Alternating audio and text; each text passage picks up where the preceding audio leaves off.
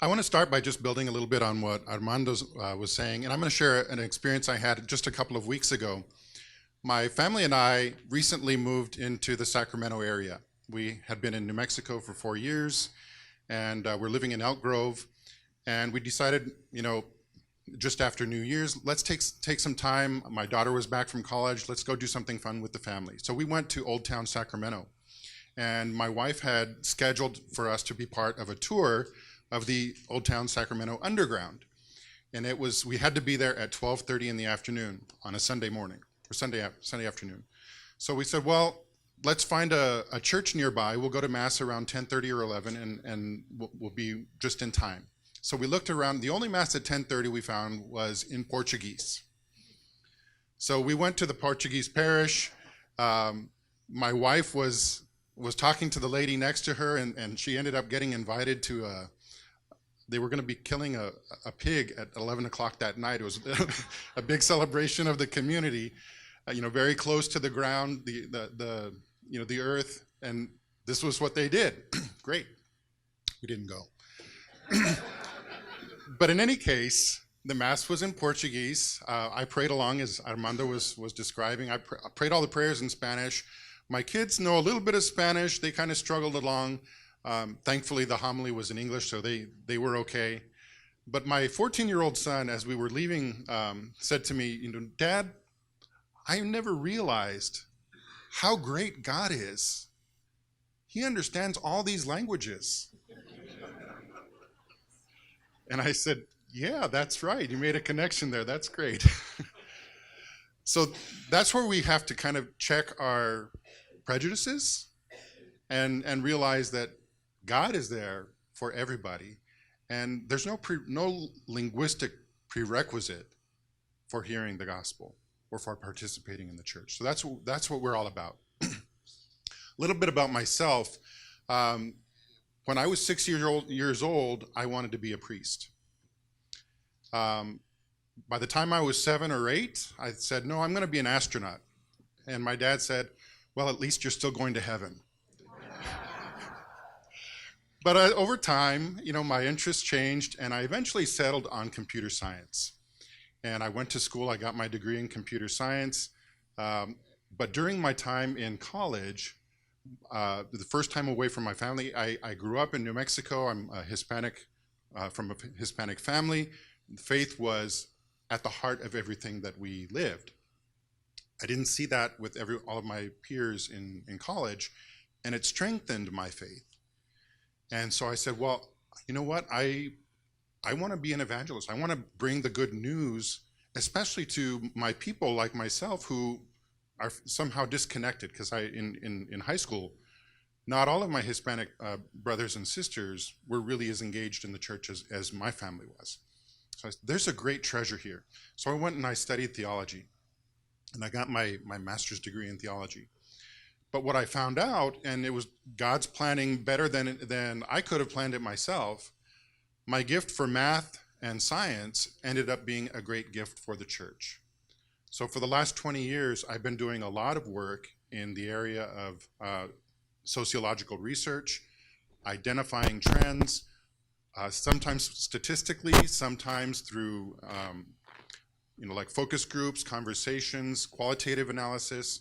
And so I've learned to use all of these tools. And when the fifth Ecuentro process started, they were looking for someone to kind of head up the research and the analysis part of this event. And I'll tell you a little bit more about the Ecuentro a little bit later, but they came to me. And so I was the one who had that gift to share with the church in this way. So that's the context. I want to share, before I get into the Ecuentro stuff, the USCCB has worked for years with the Center for Applied Research in the Apostolate at Georgetown University in Washington, D.C., CARA, as it's also known. And every year they do some statistical analysis of the seminarian class, the seminarians that are graduating and getting ordained during that year. So this is some information from the class of 2019. And you can see here 70% of the seminarians were Caucasian, European American, white. 14% were Hispanic and Latino. And that number has been more or less the same for the last 8 or 10 years, bouncing between 14 and 17%. When we talk about, and I'll show you a slide in a little bit, specific numbers, but when we talk about the young Catholic population here in the United States, let's say under age 30, because that's where most of our seminarians come from. How many of you think Hispanics are more than 14% of the young Catholics in this country? Raise your hand. How many of you think it's more than 20%? More than 30%? More than 40%? More than 50%? More than 60%? It's about 52, 53%. So that's where we are. So one of the issues that we want to raise for Serra Club International, as well as vocation directors nationwide, and of course it varies from diocese to diocese. But there's a whole lot more Hispanic Catholics out there than are represented in our seminarian classes. Very similarly with the profession class of 2018, 16% Hispanic. I'm sorry, no, that was the Asian and Pacific Islander. It's 10% Hispanic among the profession class. So these are brothers and sisters, religious brothers and sisters. Participation in parish ministry. So these are the things that the CARA tracks, the USCCB is watching to see what are the factors that we can say really contribute to young people and their growth in spirituality, their growth in connection to the church, and possibly their openness to vocation. So almost 80% of the seminarians at some point were altar servers. 50% of the profession class were also altar servers. So that's the big thing. They were engaged from a young age. Half had become lectors, almost half extraordinary ministers of the Holy Eucharist, engaged in Catholic campus ministry or youth ministry, and then music ministry. What other types of religious activities? Youth group, they were involved as adolescents. Newman Center in college, 30% had been involved in Newman Centers. They'd gone to World Youth Day. And this is something that the studies have shown over and over again, is having that kind of experience of pilgrimage, traveling for your faith, traveling to encounter a large group. Here in Southern California, Los Angeles Youth Day is a big event. Draws over 15,000, close to 20,000, is it? Close to 20,000 every year. It's for one day, but that has a significant impact. And people come from all over the region. NCYC, the National Catholic Youth Conference, draws over 20,000 every other year from all over the country. World Youth Day, even more massive, and it could be anywhere in the world. So these are things that really have an impact. High school youth conferences, NCYC again is named there. We're seeing that people who engage in activities, take a big step in their faith, are also, this is kind of a prime source for vocations to the priesthood and religious life. Prayer practices before entering seminary or religious life. Eucharistic adoration, number one. The rosary, retreats, Bible study, Lectio Divina. What are those things that are really hallmarks, not only hallmarks of being Catholic, but are special to the Catholic Church and the Catholic faith? Nobody else does Eucharistic adoration. Nobody else has Jesus Christ physically present in the assembly every Sunday. When our young people live that, when they interiorize that, and Eucharistic adoration has a powerful, it expresses that in a powerful way. They're lifelong. They're not going away. What are some other things? Mary and the saints, the rosary.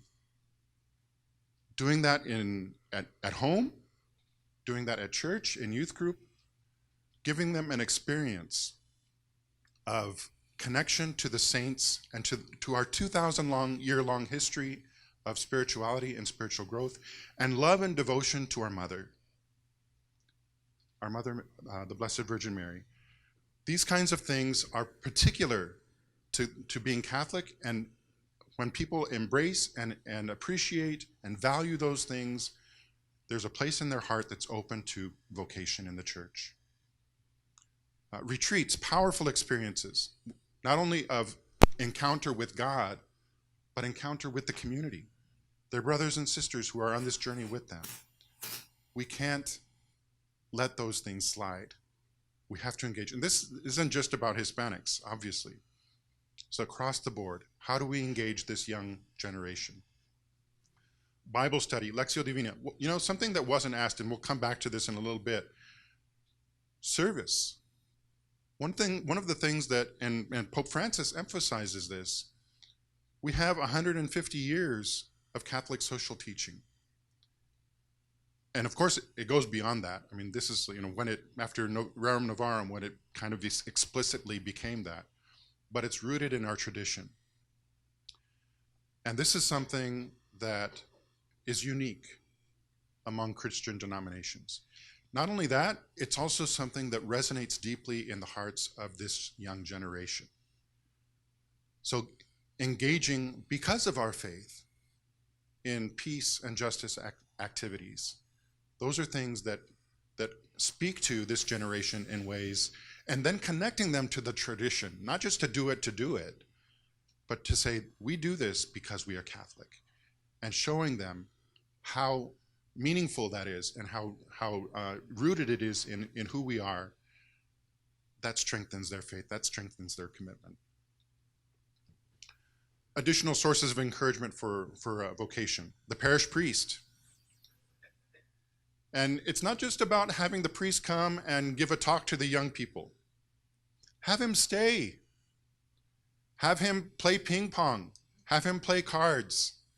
Have him engage with them in just being. You know, get aside from the educatee mode, and let them just be together. I think in some ways our priests have become afraid, and they don't want to, you know, the near occasion of sin. I think we need to overcome that, because our young people need to have a connection with faith leaders in the community. And it can be done in a safe way. We don't forget the safety, that has to be there. But let's keep the relationship. We don't throw the baby out with the bathwater.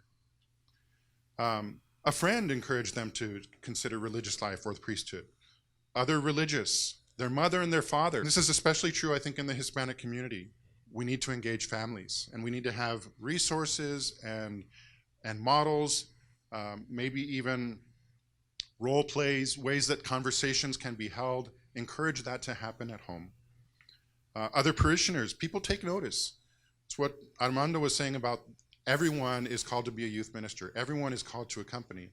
If you see a young person who's engaged, approach them, compliment them, and say, have you thought about serving the church? Have you thought about becoming a priest? Have you thought about becoming a sister? Would you be a youth minister? Would you be a lay minister? Would you be a music minister? These are all ways of helping our young people to recognize that they actually have a gift from God and might be able to share that in the church. Their campus minister and their youth minister as well.